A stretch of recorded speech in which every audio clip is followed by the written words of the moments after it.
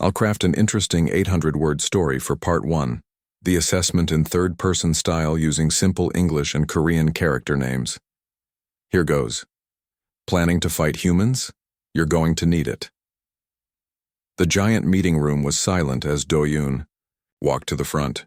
He was nervous. All 20 members of the Galactic Hegemony War Council watched him with their 4 eyes. Do-yoon had studied humans for 5 years. Today, he would tell the council why humans might be dangerous. Do-yoon cleared his throat and bowed to council leader Ji-woo. Respected leaders, thank you for your time. My report is about the planet called Earth and its main species, humans. Ji-woo nodded slightly. Her skin shimmered with the purple glow that showed she was slightly bored. Proceed, Analyst Do-yoon. We have many planets to conquer this cycle. The large screen behind Do-yoon lit up showing a blue-green planet. This is Earth. It doesn't look special, but its people are different from others we have conquered. Some council members laughed softly. I know they look weak. Do-yoon continued, showing pictures of humans. They have no natural armor, no claws, no venom. Their bodies break easily, but their minds make them dangerous. Do-yoon showed videos of human history, wars, disasters, and rebuilding. See how they keep fighting, even when they should give up? They adapt to any problem. Council member, Minji interrupted. Every species fights for survival. This is not new information. Yes, but humans fight differently, Do-yoon said. When they face a stronger enemy, they don't just fight harder. They change how they fight completely. He showed more videos. Here, see this small human army beating a larger one by using the land to help them. Here, see humans making new weapons when their old ones failed. And here, see how they work together even when they were enemies before a bigger threat came. Ji-woo leaned forward slightly. Interesting.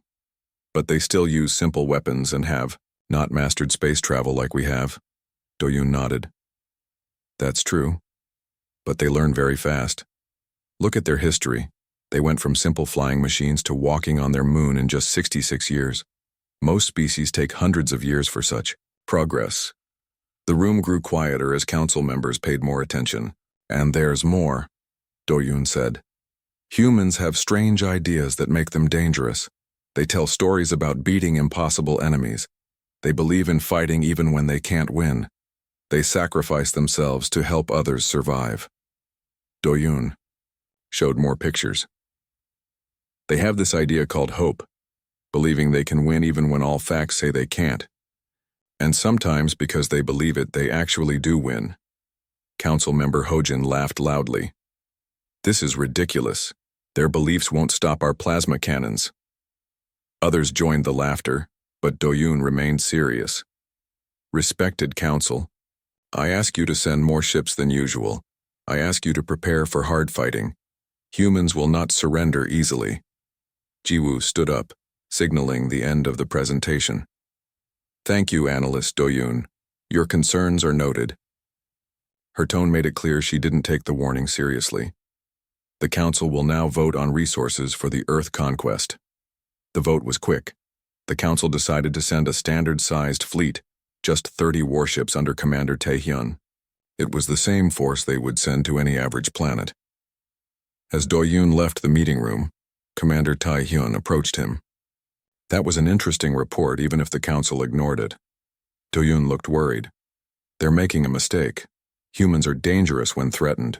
Tae-hyun smiled confidently. I've conquered 17 worlds, Analyst. No primitive species has ever given us real trouble. Humans are different, Do-yoon insisted. They don't think like others. Their weakness has made them stronger in strange ways. We'll see, Tae-hyun said, walking away. My fleet leaves tomorrow.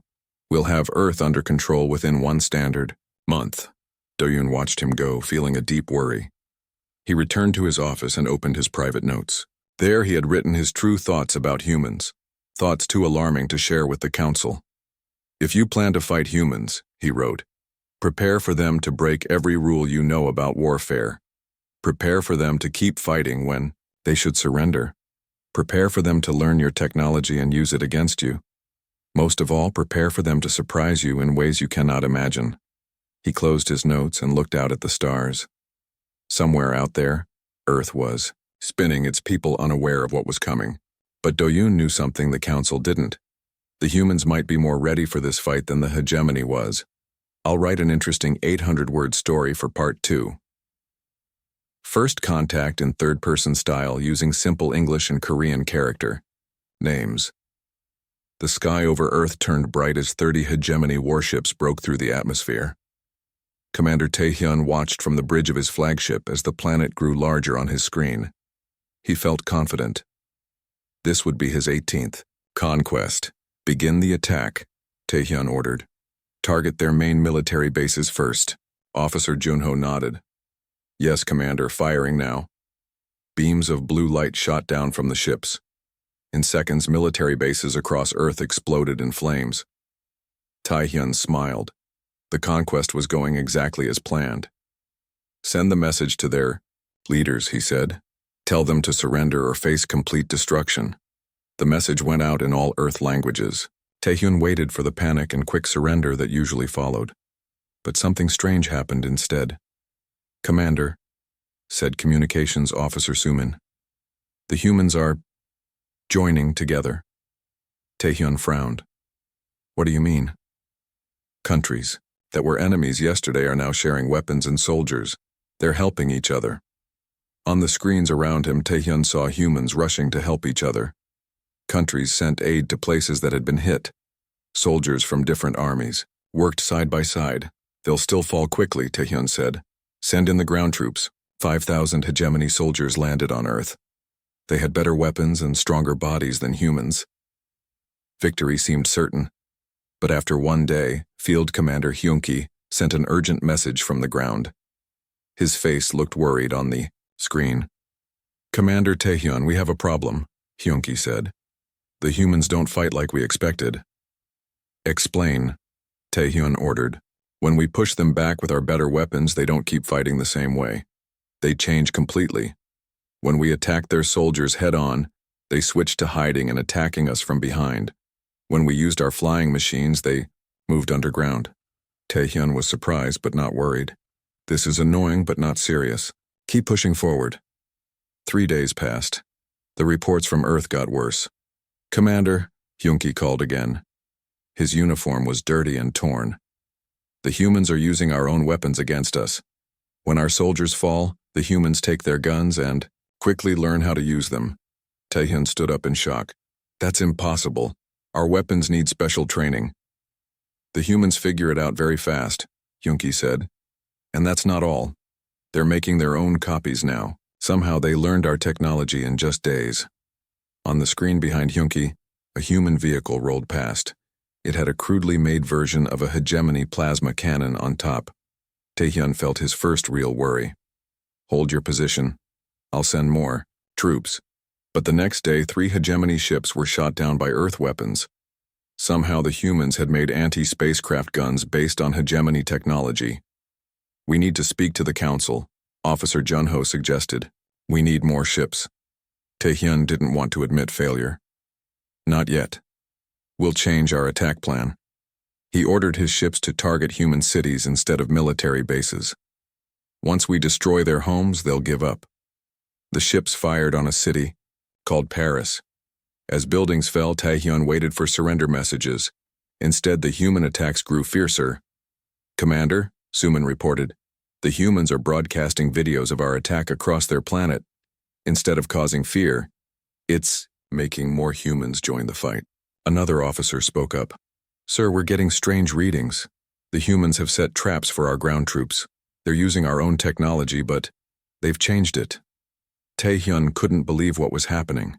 No species had ever learned alien technology so quickly. That night, human fighters snuck aboard 2 hegemony ships and stole important parts. The ships crashed to Earth. More human fighters captured a hegemony communications center and learned their codes. 5 days after the invasion began, Taehyun finally called the Hegemony Council. Respected Council Leader Jiwoo, he said, trying to hide his fear. The Earth conquest is facing challenges. We need more ships, many more. Jiwoo looked angry. You said this would be easy, Commander Taehyun. The analyst Do-yoon was right. Taehyun admitted. These humans are different. They don't fight like any species we've seen before. On the screens around him, reports showed humans around the world building new weapons using hegemony technology. They were preparing to attack the ships in orbit. Send reinforcements immediately, Taehyun begged. If you're planning to fight humans, you're going to need everything you have. As he ended the call, Taehyun looked down at Earth with new respect and fear. This would not be his 18th conquest after all. This would be the fight of his life. I'll craft an engaging 800-word story for Part 3. The counter-offensive using simple English, Korean character names, and a third-person perspective. The Hegemony Council room was no longer calm. Emergency lights flashed as reports came in from Earth. What should have been an easy conquest was turning into a disaster. Strategist Yoon-jae stood before the council, her face showing worry. The situation on Earth has gotten worse, Yoon-jae said. The humans have started something they call psychological warfare. They are sharing videos of our defeats across their planet. Council leader Ji-woo leaned forward. How bad is it? Yoon-jae touched her control pad. A human broadcast appeared on the screen. It showed hegemony soldiers running away as human fighters chased them. Another video showed humans using stolen hegemony weapons. These are everywhere on Earth now, Yoon-jae explained. Each time we lose, they make sure everyone knows it. Our soldiers are losing confidence. Ji-woo frowned. Send more ships, crush them with numbers. We sent 20 more ships 3 days ago, Yoon-jae said. The humans shot down 5 before they even landed. They're learning our technology too quickly. On another screen, they watched as humans took apart a crashed hegemony ship. They moved fast, figuring out how things worked, taking what they could use. How is this possible? Asked Council Member Minji. They were using simple rockets just days ago. Humans have something called reverse engineering, Yoon-jae explained. They can look at something new and figure out how it works. Then they make their own version, sometimes even better than ours. The council room grew quiet. There's more, Yoon-jae continued. Our troops can't hold any ground. When we take an area and set up bases, the humans don't attack directly. They use something called guerrilla tactics. She showed more videos. Small groups of humans would sneak in at night, plant bombs, and disappear. They would cut supply lines. They would send false messages to confuse hegemony troops. We can't find them, Yoon-jae said. They hide in places we don't expect. Underground tunnels, inside mountains, underwater bases. They know their planet better than we ever could. High Commander Min-jae entered the room. He had just returned from Earth and his uniform was burned in several places. It's worse than Yoon-jae says, Min-jae reported. The humans have started making new weapons that we've never seen before. They combined their technology with ours. He showed them pictures of strange new human weapons. One fired both bullets and plasma. Another used hegemony shield technology to make invisible tanks. They're not just fighting with what they had, Min-jae said. They're not just using our weapons. They're making better weapons by combining the two. Ji-woo stood up, her patience gone. How many ships do you need to end this? All of them, Min-jae said simply. Every ship we have. And even then, I'm not sure it would be enough. Outside the council room, analyst Do-yoon listened. He had warned them, but they hadn't listened. Now they were seeing what he had feared. Later, that day Do-yoon received a message from Earth. It was from Commander Taehyun, whose confident smile was now gone. You were right, Taehyun said. The humans, they're different. We attacked a place called New Zealand yesterday. It's a small island with few people. We thought it would be easy. What happened? Do-yoon asked. They had been waiting for us, Taehyun said. They let us land, then trapped our ships using technology they couldn't possibly have had a week ago. They took 3 more of our ships intact. Do-yoon closed his eyes. That means they'll now learn even more of our technology. Yes, Taehyun agreed. And there's something else. The humans have started going beyond defense. They've begun attacking our ships in orbit. They've built their own space fighters using our technology. The screen showed human ships rising from Earth. They were ugly, made from human materials but clearly using hegemony engines and weapons. How long before they can reach our homeworld? Do-yoon asked. At the rate they're learning? Maybe 2 weeks, Tae-hyun said. We need help. We need every ship, every soldier. As the call ended, Do-yoon looked out at the stars again. He had studied humans for years, but even he hadn't expected them to fight back so effectively. The hegemony had started this war thinking it would be easy. Now they were fighting for their own survival. The species that had conquered 17 worlds was now facing its greatest challenge. Somewhere on Earth, humans were preparing their next attack, and the hegemony was running out of options. The hegemony council chamber was filled with tension. The large screens showed Earth, once a small blue target, now a dangerous threat. Council leader Jiwoo stood before the gathered members, her face hard with anger. The time for half measures is over, she announced. We will commit our elite forces and our strongest weapons. The council members nodded in agreement. Their pride was hurt. Never before had a planet fought back so effectively. We will use the planet killers, Jiwoo continued. We will destroy their major cities one by one until they surrender. Far away on Earth, humans had been preparing for this. They had learned from captured hegemony soldiers about the planet killer weapons. Instead of panicking, they worked faster. General Sunwoo walked through an underground base in what was once called Australia. Around him, humans worked day and night building ships and weapons using stolen hegemony technology. How long until the moon base is ready? Sunwoo asked a scientist. 3 more days, she answered. Mars will take another week. Sunwoo nodded. We may not have that long. The hegemony is bringing their biggest weapons. Above Earth, new hegemony ships arrived. They were larger than before, with massive cannons that could destroy entire cities. Commander Woojin, leader of this elite fleet, smiled as he looked at Earth. Begin the demonstration, he ordered. Target their city Seoul. The largest ship moved into position. Its cannon glowed bright purple as it charged. Then a beam of energy shot down to Earth. Seoul, a city of millions, disappeared in a flash of light. Send the message, Woojin ordered. Tell them we will destroy one city each day until they surrender. On Earth, the human leaders received the message. They gathered in their hidden bunker beneath the ocean. Their faces were sad but determined. We knew this would happen, said one leader. That's why we evacuated the cities 3 days ago. It was true. After learning about the planet killers, humans had moved most people from major cities to underground shelters and smaller towns. Seoul had been mostly empty when it was destroyed. The human leaders sent their answer to the hegemony. We will never surrender. What followed shocked the hegemony. Instead of cowering in fear, humans launched their counterattack. Hundreds of small ships rose from hidden bases all over Earth. They had been built using hegemony technology but modified in ways the aliens never imagined. Commander Woojin watched in disbelief as human ships approached. Destroy them all, he ordered. The battle in space was fierce. Hegemony ships were stronger, but human ships were faster and more creative in their attacks. Humans had designed their ships to work in ways the hegemony never considered. They're targeting our shield generators, reported an officer. How did they know where they are? 3 hegemony ships exploded as human fighters hit their weak points. The humans had studied every piece of captured hegemony technology and found weaknesses. The aliens didn't know they had. On the ground, something even more surprising happened.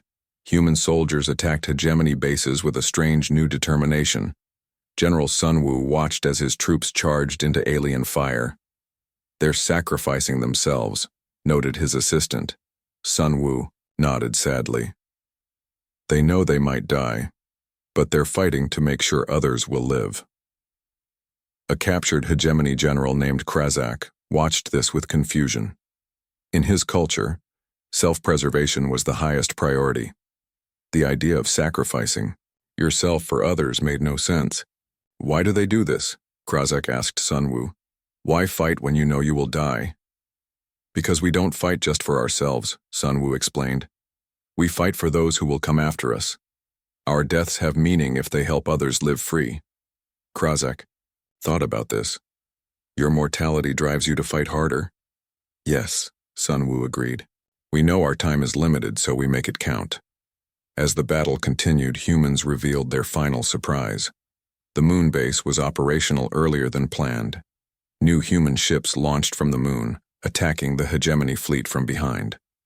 At the same time, factories on Mars began producing more ships and weapons. Commander Wu Jin realized with horror that the war had changed completely. Humans weren't just defending their planet anymore. They were taking the fight to space, the hegemony's domain. We need to retreat and regroup, Wu Jin told the council. The humans, they're not like other species.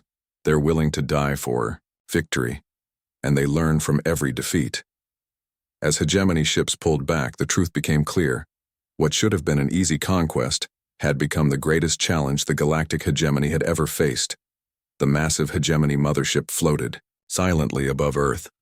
Inside, Supreme Council Representative Ji-hoon paced nervously. After months of battle, the hegemony was losing badly. They had lost over half their fleet. Humans now had bases on the moon, Mars, and were pushing outward. We need to end this, Ji-hoon told his advisors. Prepare the peace chamber. Capture their leaders for negotiations. Using the last of their advanced technology, the hegemony managed to capture 5 human representatives. They were brought to the mothership under heavy guard. Ji-hoon expected to see fear in their eyes, but instead saw only calm determination. Welcome, Ji-hoon said as the humans entered the peace chamber. We wish to discuss the terms of this conflict. The human leader, a woman named Jia, stepped forward. We are ready to listen. Ji-hoon activated the translator and began. Your species has fought well, better than any we have faced before. But this war hurts both sides. We offer you a choice. Surrender now and become part of the hegemony as a protected species or face our final weapon. The humans looked at each other. Then Jia spoke. What is this final weapon you speak of? Ji-hoon pressed a button, showing a hologram of a massive device. This can destroy your entire solar system. Even your new bases on other planets would be gone. He expected shock or fear. Instead, the humans seemed almost amused. Do you have more than one of these weapons? Jia asked. Ji-hoon hesitated. No. It requires too much energy to build more. Then you've already lost, Jia said simply. Because while you were threatening us, our ships found your homeworld. Ji-hoon felt cold fear for the first time. A screen activated, showing human ships near the hegemony home planet. They had followed the supply lines back. We could destroy your world right now, Jia continued. But we won't. That's not who we are. Ji-hoon was confused. If you have this power, why not use it? Because we want peace, not revenge, Jia explained. We want to live, not just survive. That's something your people don't seem to understand. Yet for the first time, Ji-hoon began to truly understand humans. They weren't just good fighters. They had something else, something the hegemony had lost long ago. What are your terms? Ji-hoon asked quietly. Jia smiled. First, you leave Earth and never return as conquerors. Second, you recognize humans as equals in the galaxy. Third, we establish trade and cultural exchange. Ji-hoon was shocked. You would trade with us? After we tried to conquer you? Yes, Jia said. Because holding on to hate only creates more war. We've learned that from our own history. The peace talks continued for 3 days. At the end, a treaty was signed. The hegemony would withdraw all forces. Humans would be recognized as a sovereign species. And most surprisingly, the two species would begin working together. As the human representatives prepared to return to Earth, Ji-hoon approached Jia one last time. There is something I don't understand, he said. You could have destroyed us. Why offer peace instead? Jia thought for a moment. Because the strongest species isn't the one that can destroy the most. It's the one that can build the most. Forgiveness, takes more strength than revenge. After the humans left, Ji-hoon sat alone in his chamber. He opened the hegemony archives and made his final entry. Let this be a warning to all. If you're planning to fight humans, understand what you face. They aren't just warriors. They are survivors who never give up. They are inventors who turn your weapons against you. And most dangerously, they are forgivers who can see beyond victory to peace. The resources you need to fight humans aren't ships and weapons. What you need is understanding and respect. In our arrogance, we thought them primitive. In our defeat, we learned they are perhaps the most advanced species of all, not in technology, but in spirit. The hegemony will never again make war on humans. Instead, we will learn from them. Perhaps one day, we will understand what gives them their strange strength, this ability to face death without fear, to adapt to any challenge, and then to offer friendship to former enemies. The universe has changed forever. The humans have joined the galactic community not as our subjects but as our teachers. Ji-hoon closed the archives and looked out at Earth, shining blue in the darkness of space. For the first time in the hegemony's long history, they had not gained a new subject. Instead, they had found a new ally, one that had taught them the greatest lesson of all.